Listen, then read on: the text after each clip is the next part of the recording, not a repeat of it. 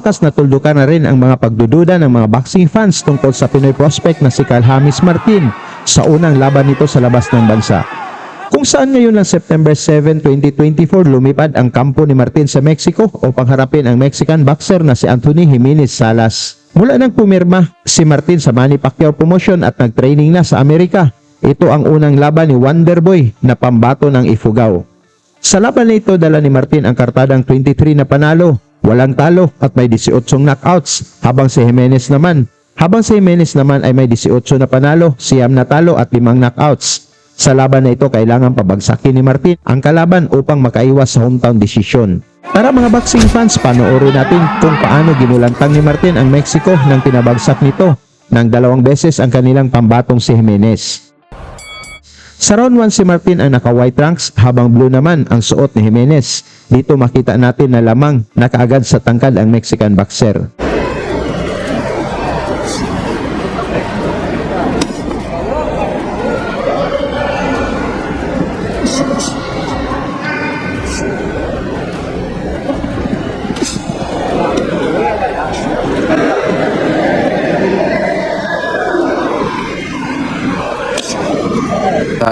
Kasi mga nakaka-training niya dito is sa mga world caliber talaga, mga world champion din yung nakaka-sparring niya doon. So, tingnan natin, medyo maganda-ganda na ba ang may papakita niya dito at may pangtapat na ba siya sa mga champion.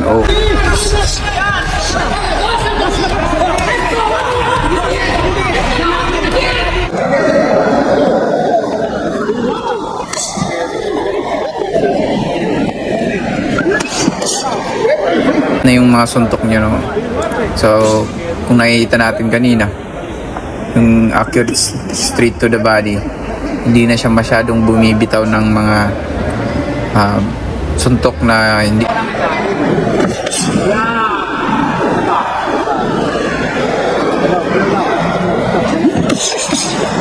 Naghihiyawan ang mga Mexican fans para sa suporta sa kanilang pambato, ngunit hindi natinag dito ang Pinoy na si Martin. Yun, another body shot.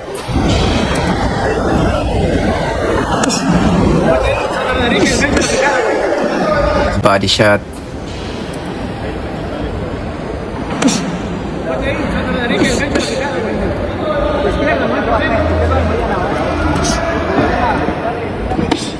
Another street tool. Good job.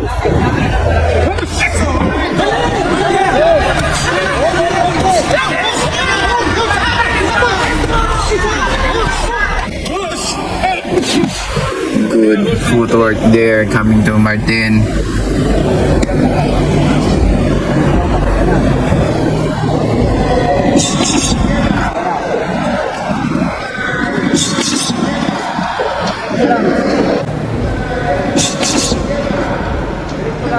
So, world, ano din to mga idol, number 2 to sa world mga idol, si Carl James.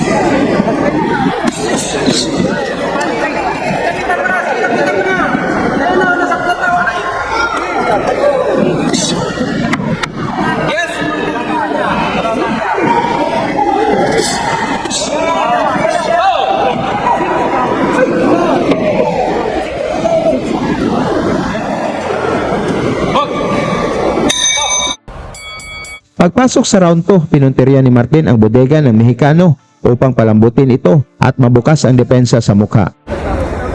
Pero maganda yung naging footwork ni Salas doon. Maganda yung ilag ni Salas doon. Pero yun, good street there. Parang nasisilip na ni Martin kung saan ang kainaan dito.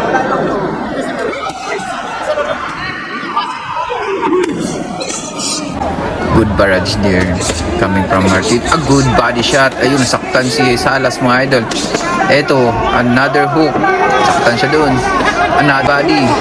Another combination na tinatapon dito ni Carl.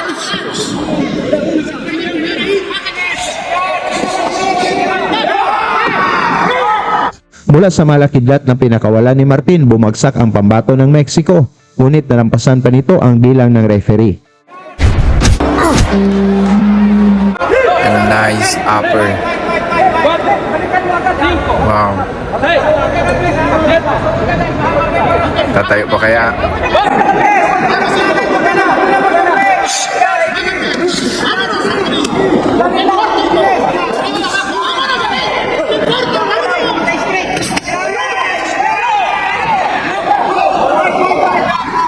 Mula sa magkasunod na suntok ni Kabayan, bagsak ulit si Jimenez pero mapahanga ka rin sa tapang nito. Wow. Naamoy agad ni nasilip agad ni Martin kung saan kahinaan dito ni Salas.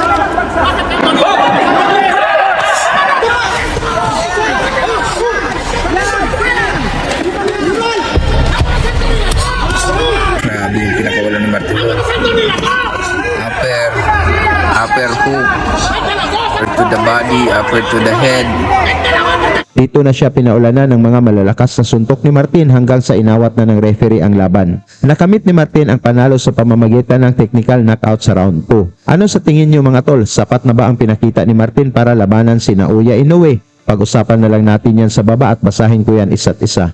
Lagi niyong sundan, huwag magpapahuli. Pag-usapan ni bakbakan, balita niya at laban. Mga Pinoy na di nagpapagapi. Salamat sa mga suporta na lagi nandyan.